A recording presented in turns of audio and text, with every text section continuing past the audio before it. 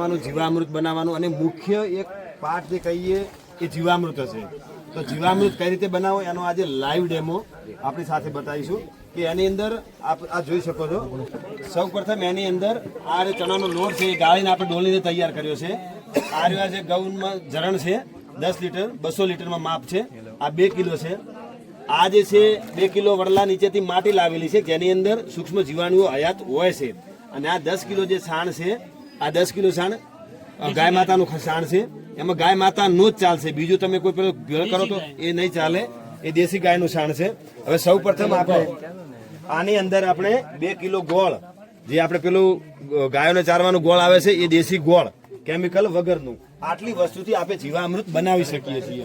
તો એની પહેલા આપણે સૌ પ્રથમ કોઈ પણ તમે એક વસ્તુ લઈ અને આ છાણની અંદર તમે આપણે એને અંદર પાણી અથવા એ જરણ મિક્સ કરી અને એને નાનું નાનું પેલું કરી અને રબડી ટાઈપનું બનાવી અને આપણે આ બેરલમાં નાખી દીધું છે. આ 10 કિલો દેશી ગાયનું છાણ અંદર આવ્યા પછી તમે એની અંદર આ 10 લીટર જે જરણ છે એ ગૌ માતાનું જરણ કહેવાય છે, દેશી ગાયનું જરણ છે. એની અંદર બળદનું હોય તો 50% ચાલે, બીજું કોઈ ચાલતું નથી. આ એની અંદર એ મિક્સ કરી દેવાનું, એના જ બેરલમાં નાખી દેવાનું. આ બધી સામગ્રી એક જ બેરલની અંદર નાખવાની છે જેનું માપ 200 લીટરનું છે.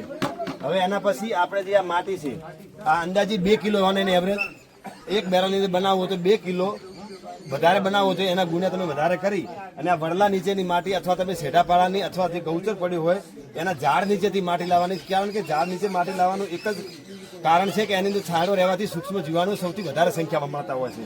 અને જો બેટર હોય તો વડલા નીચેથી લેશો તો અતિ ઉત્તમ. તો આ માટી આપણે એની અંદર નાખી દીધી.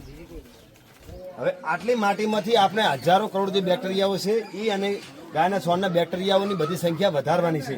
તો એ સંખ્યાઓ ઝડપથી વધે એના માટે આપણે કઠોળનો જે લોટ હોય છે એને ગાળી અને આપણે તૈયાર કર્યું છે. આ 200 લીટરની માત્રામાં 2 કિલા આ કઠોળનો લોટ, એમાં તમે ચણા, અડદ, મગ કે કોઈ પણ તમે કઠોળ કે વાપરી શકો છો. તો હવે એની અંદર આપણે આ કઠોળનો લોટ ગાળીને આપી બેરલની અંદર એ નાખી દીધો. હવે છેલ્લે આ જે બેક્ટેરિયા જે હતા આ કઠોળ ખાવાથી એ મજબૂત અને તાકાતવાર બને અને એનું પ્રજનન ઝડપથી થાય, એટલે એમની સંખ્યા દર 24 કલાકે 3-4 ગણી થાય. એના માટે આ ગળ જરૂરી છે. એટલે દેશી ગળ જે આપણે જે થાય છે ગાયો ખાય છે એ દેશી ગળ અંદર હોવું જોઈએ, કેમિકલ વાળો ગળ વાપરવું જોઈએ નહીં.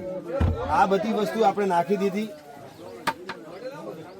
હવે આ બેરલ મિનિમમ અંદાજે 15 થી 20 લીટર જેવું ભરાય છે. હવે બાકીનું જે રહ્યું છે એ આટલા સુધી એટલે 180 લીટર સુધી ભરવાનું. આ પૂરેપૂરું ક્યારે ભરવું નહીં, કારણ કે આટલા સુધી હોય તો આપણે અઠવાડિયું એને આમથી આમ ઘડિયાળના કાંટે ફેરવવાનું છે, એટલે હલાવવાનું છે. બરાબર? એટલે 180 લીટર સુધી પાણી અહીંયા ભરી દેવાનું. મિનિમમ 3 થી 4 ઇંચ એને ખાલી રાખવાનું અને એને ઘડિયાળ આપણે ફેરવવાનું છે. બંને બાજુ ઘડીક આમ ફેરવે ઘડીક આમ ફેરવે, આમ નહીં. ઘડિયાળના કાંટે તમે જ્યાં ઊભા છો તે ઘડિયાળના કાંટાથી તમારે આ દિશાની અંદર 5 મિનિટ સવારે 5 મિનિટ સાંજે આ 2 ટાઈમ તમે જ્યારે અને મિનિમમ 5 થી 6 દિવસની અંદર એ જીવામૃત તૈયાર થાય. ઉપરના ભાગમાં જ્યારે પડ્યું હોય શાંત ત્યારે ધોળી કેવી એની અંદર એ એક પ્લાન્ટ ઉપર જળવાતી હોય છે, એક પડ બાંધતો હોય છે વ્હાઇટ કલરનો જે સૂક્ષ્મ જીવાણુઓનો હશે. ત્યારે સમજો પણ મિનિમમ શિયાળાની અંદર 7 દિવસ લે છે અને ઉનાળાની અંદર એ 5 દિવસની અંદર આ જીવામૃત તૈયાર થઈ જાય છે. પછી એને તમે ગાળી અને એ તમે ડ્રીપની અંદર કે તમે ટપકની અંદર કે જે બી તમે ખેતી કરતા હો એની અંદર કોઈ પણ પાકમાં એ આપી શકાય છે. આ હતી જીવામૃત બનાવવાની રીત.